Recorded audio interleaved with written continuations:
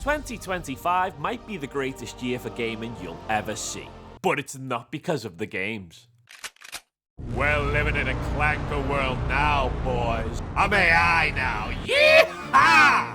God bless our troops, God bless our military, and God bless America. No, seriously. AI might as well take me out because these RAM prices are insane. Sam, what the hell do you think you're doing?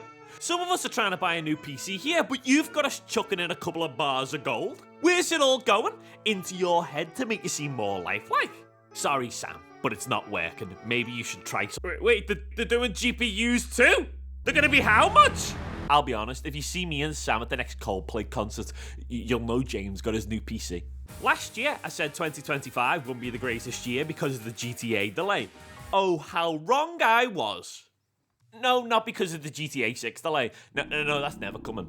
Turns out 2025 was just amazing for gaming. I can't remember the last time I was so excited to play everything and then proceed to not play everything. This year's going to be a little quick because I've not got a lot of time. It took a little while to get that Hades video finished. Fellas, it's New Year's in a couple of hours. Gamers, we did it. Indie is now greater than AAA. Just because your game is made by a big corporation and costs millions to produce means absolutely nothing anymore. Sure, EAFC have made billions of dollars again this year somehow and will do forever and ever and ever and ever and ever and ever and ever. But somehow we got some of the greatest indie games to drop this year. I'll tell you which ones I've played and which ones I wanted to play because they seem cool. Let me know if I miss any. Ball X Pit, a game about throwing balls around in a pit. Delve on down into a spooky hole and find out that there's a Tower of Babel in there. Fight enemies, beat a boss, and go on to the next area. It's a bit like Vampire Survivors. On the surface, you've got this little base, but underground, you've only got your balls and a big corridor of horror. Who knows what's down there?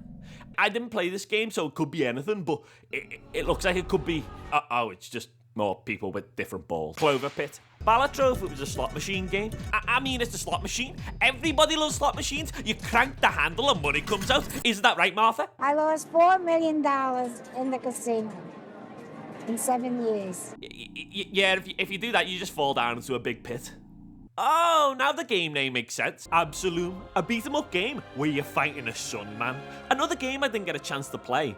It looks like an old-school beat-em-up game with some small roguelike elements. Personally, for this type of game, I like to call them roguelites. It's a term I made up, I swear. Hades 2.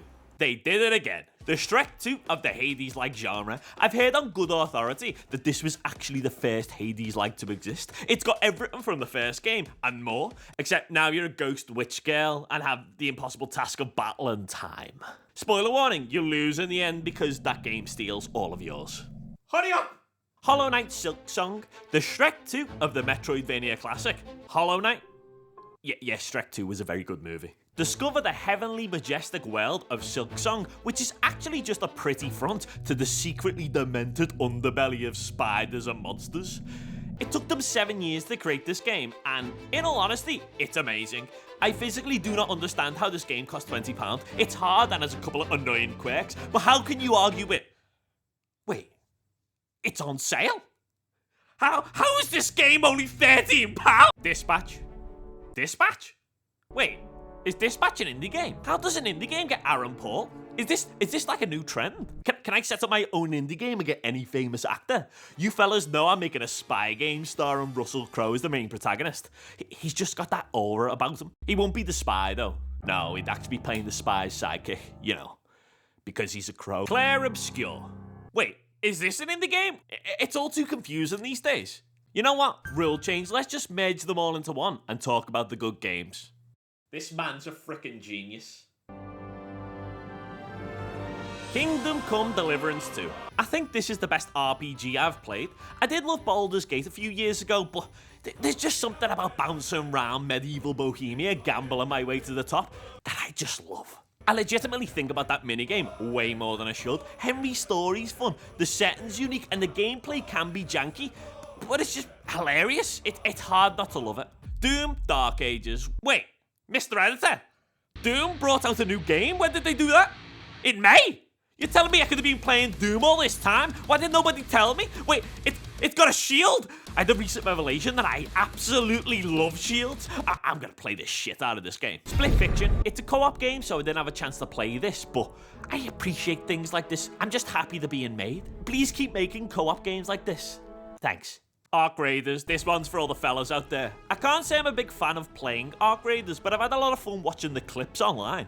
I'm not the biggest extraction shooter guy, but all these clips make me want to hop on. Plus, the game has yet to die, which is saying a lot since Dune also came out in 2025, and rest in peace. Clair Obscur. Is it an indie game? Is it not? Who knows, but what I can tell you is, yes, I did also play the game without it all being in French. You know, in case everybody was wondering. We all know it's fantastic. I don't need to glaze about it any more than it has been. It's just more of an art piece than a game, which is pretty fitting. If I like JRPG games more, it probably could have been my favourite game of the year. But fellas, the bestest game of the year has to go to Mind's Eye. Don't act surprised. I made a video telling everybody it was the best. Do you think I can go back on my word? The sheer beauty of this game is unfathomable. You fellas just don't understand the work and talent that's gone into this game. Leslie would never lie to me. He worked at Rockstar. He knows more about games than everybody. All these reviews are just fake news. Wait, you're telling me this was supposed to go in the next category? Oh. Avowed. If any of you remember this game, I'm genuinely impressed. It's basically the most average game ever produced. If a game could just be, this will be it right here. It's not bad, it's just, Killing Floor 3. I don't know why, but I was excited to play this game, but then they had a whole microtransaction controversy and the gameplay was really Call of Duty-esque. So instead, I played the more superior game, Killing Floor 1. Unaliving Floor. The Masquerade Bloodlines 2. From everything I've seen of this game, the combat looks good, but everything else is just so wild. It feels like they missed the entire reason why the original game was so beloved. It's just a linear story with no real RPG mechanics. It's all really sad because the first game was just so good. FBC Firebreak. This game is created by Remedy. You know, the people who made Control and Alan Wake. This was the spin-off for Control, where you play the cleanup crew for the agency. It sounded like it was going to be really fun, but I actually don't know what happened. It's kind of a horde shooter where you go and do certain tasks to progress a level. The things you do in the game aren't really that interesting, and after a couple of hours, you've almost done everything in the game. It's honestly not surprising it's flopped. It's just surprising that they actually released this. More like the Clair Obscur Awards, am I right, fellas? I'm not surprised they won everything, but in all honesty, what madman decided to put Clair Obscur into all of these categories? People now hate the game just because it won too much. They're too successful. It's a pretty great game. The only real downside to the game was that it was built on the Unreal 5 engine, which is notoriously a PC fire hazard. I did pick it for Game of the Year, but it should have dipped out of some of the other categories like Indie or even maybe RPG. You fellas know I picked my boy for the best RPG. He deserves a participation award or something, please. Now for the most important moments of the year. It's time to consult the pyramid for this year's ranking. Well, you already know it goes here. 2025 has to be one of the best years I can remember. I've probably missed a lot since, well, God damn it! I was so close! Yeah, I'll put 2026 down near the bottom now. I mean, there's no way it's going to be good, right? Plus, I've got a feeling that just some way, somehow, GTA 6 isn't going to be very good.